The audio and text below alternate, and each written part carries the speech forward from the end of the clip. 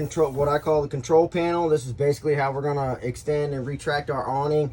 We're gonna turn a gas portion of the water heater on from inside. The electric element turns on down in the bottom left hand corner of the water heater. All right, water pump. Whenever we have water in our fresh water tank, we can turn a water pump on. Indicators, this is for the battery. You're gonna have either a low charge or we're gonna have charged. Fresh water tank up top here, we're gonna have empty, third, 2/3, and full. That goes for your black and your gray. There is no galley tank, so it's just basically a black and gray. All right, the light switches, one's gonna do the main interior light switch, and then we got awning lights and then our outside light. So all of those will switch from right here. And that pretty much does it for the control panel part of it. Up here we have our TV area. We have a power antenna, so whenever we're not watching park cable, we want to watch local TV, we can just turn the antenna booster on, and that will give us better reception on local channels. If you are watching park cable, you want to shut that off because the booster does interfere with the cable reception. All right, over here to this side, we have our refrigerator. Okay, I'm going to go back that way.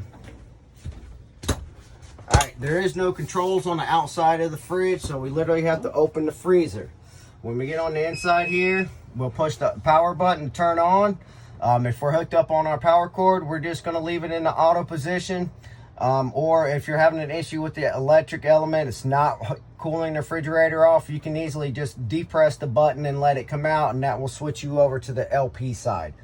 Other than that, it just stays closed or stays in the auto position. There is adjustments on the inside of the refrigerator. See, it says warmer, so the lower that you go, the warmer the refrigerator gets. The higher up you push the sensor, the colder the refrigerator gets. This is a LP and 110 volt cooling refrigerator, so make sure you set it up accordingly.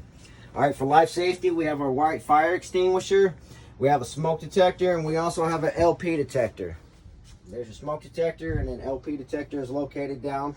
As for LP, likes to hang out down low. All right, over here we've got our furnace, which the thermostat is located up here.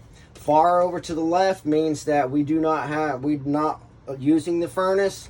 If we hard click over this way and set it to whatever temperature, then that will turn the furnace on. This is the only place that you're gonna have heat coming out. So make sure nothing's blocked or anything like that. That way you can properly heat the camper up. All right, your dinette area. Your table does come off, and you also have adjustable legs on your table. It's just a simple, you do have to go down through all of the little notches on here, or you can just do a simple little twist and then bring it back to try to find the right one. Get your table nice and level. Underneath your bench seats, you do have access for storage underneath both sides. And make sure that your cushions go back on accordingly. Not all the lights are turned on by the switch at the control section, but all of them do have a button in the center, so you don't have to have all your lights on, which is going to help you save on your battery power. When you're done, close them off. Overhead storage. We also have our radio. First, we're going to turn the radio on. We have a zone 1 and a zone 2. Zone 1 is on. If you don't want zone 1 on, which is going to be your outside speakers, you just simply long press it until it says zone 1 off. Same thing for zone 2. Zone 2 is on, we're going to long press. Zone 2 is off.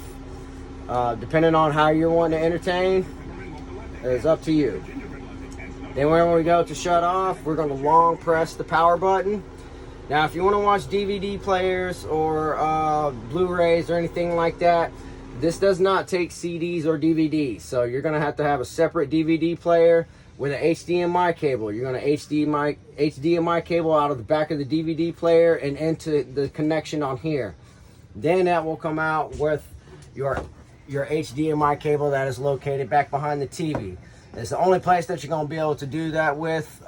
There's nothing outside, no entertainment for outside, so that's the only place that you're going to utilize that. All right, the bathroom. Not much to explain about that. You've got your exhaust vent. Make sure whenever you leave the camper that you close the vent lid. If not, you'll come back and it will be rain and you'll have water all over your bathroom. Pretty much just your standard stand-up shower with a shower curtain. light switch on the wall there to turn the light on.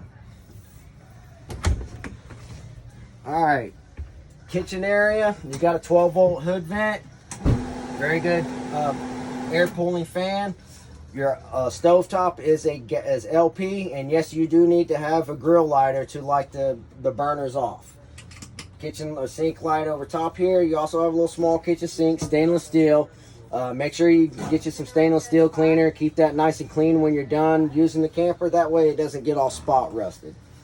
All right, overhead, we have your keys to the unit, and also all of your manuals are located in the box up here in this cabinet.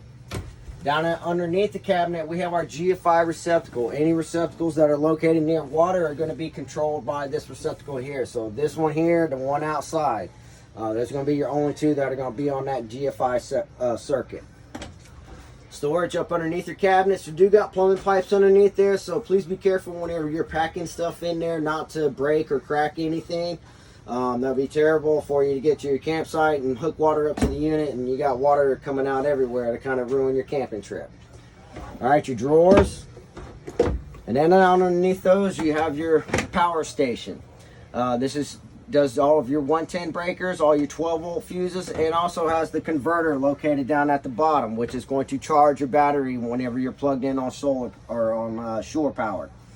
Your breakers, these are your normal 110 breakers. They do trip to the center position. We need to flip it off and then flip it back on. If it goes back to a dead trip again, then you need to bring it in and let somebody take a look at it. As far as your 12-volt fuses, you see you've got some 15s, some 3s, and some 40s. So make sure you get you some extra fuses. If any one of these are to pop, there'll be an LED light that's going to light up next to the one that is popped. That way you're not taking some needle nose going, no, that one's good. Nope, that one's good. So will be an LED light that says, hey, I'm the one that's popped. So that'll make it a little easier for you to figure out what's going on, why something's not working. All right, the bedding area, really not a whole lot to talk about. There is no storage up underneath to get up underneath, so it's basically just your bed on here. You got overhead storage up top there. Your air conditioning is controlled by your control knobs right here. Also, your temperature setting is controlled by here. As long as the knobs are pushed to the inside, you can have air come out. Some folks don't like to have it real cold, so they'll close this side off and force all the air to go to the back of the camper.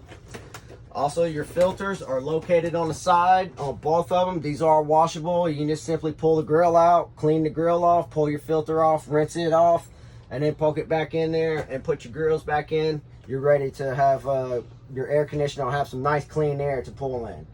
Over there, we've got a USB charge port. If you'll look over to the far right, you'll see a little rectangle hanging off the side of it. That's where you're actually plug in to charge your cell phone or tablet, what have you. Also, there's a 110 receptacle right there. You know, if you have a bed or a heated blanket or something like that. Lights over here, you have your blinds. Whenever you are traveling, I do recommend having them up and not having them down. That way they don't get sloshed all around. They do have little travel straps or ways of holding on to them down here, but sometimes they come popping out of there.